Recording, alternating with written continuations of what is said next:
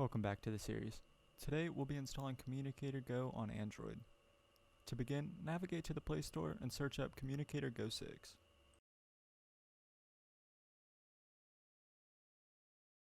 Once you've located the app, click Install, and when it's complete, open it up.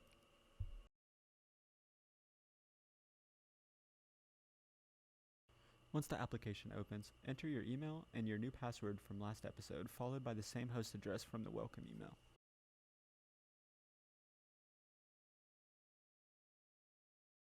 After you get logged in, the application will ask you for permission if it can use your microphone, speakers, and camera. Lastly, if you want the Do Not Disturb feature to activate your cell phone's Do Not Disturb feature, make sure to enable it in settings as shown.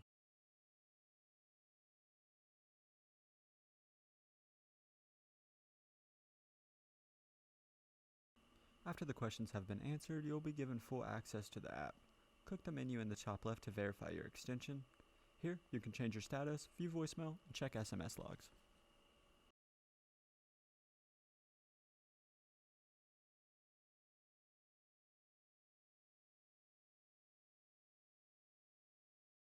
Let's start with the phone icon. Here, you can see your dial pad and all recent calls. Similar to the desktop version, the dashboard gives you statistics like talk time and how many calls you've made today.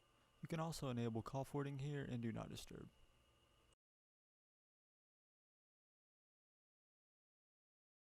Directly to the right is your phone's active directory. In this menu, you'll see company contacts, contacts from your cell phone, and any favorites you have. Next button over is the Conference tab. Here, you can create or join any active conference calls.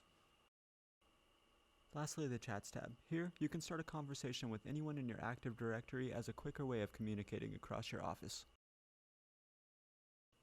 All in all, the Communicator mobile app is a great way to communicate and increase productivity around the office. Again, thanks for watching, and see you next time.